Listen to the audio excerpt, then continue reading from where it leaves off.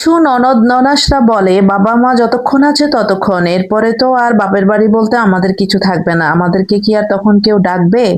আমাদেরকে তো তখন কেউ ডাকবে না, বাপের বাড়িতে আর আসাও হবে না, থাকাও হবে না। এইসব কথা কেন বলে জানেন? কারণ তারা ভালো করেই জানে তাদের কৃতকর্মের কথা। মার সাথে একত্রিত হয়ে ভাইয়ের বউয়ের জীবনটাকে যে তছনছ করে ফেলেছে, প্রতিটা মুহূর্তকে যে তার বিষাক্ত করে তুলেছে।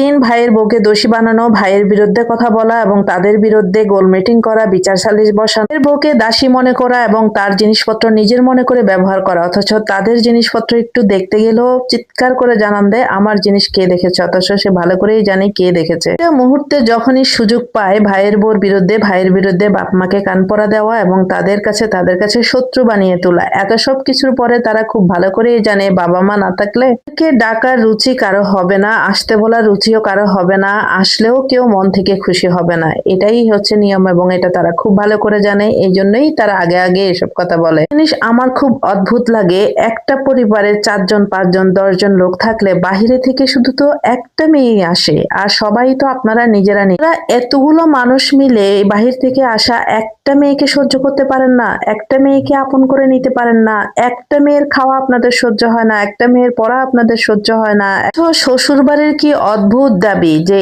এতগুলো আলাদা আলাদা মানুষকে কেন এই একটা মানুষ আপন করে নিতে পারলো না, বুঝতে পারলো না, কেন সে পারলো না? এত কামড়াকামড়ি ঝগড়া অশান্তির মধ্যে দিন শেষে এখন যেটা শুরু হচ্ছে ট্রেন্ড, সে হলো পারাপারির দিন শেষ, একলা চলোর বাংলাদেশ।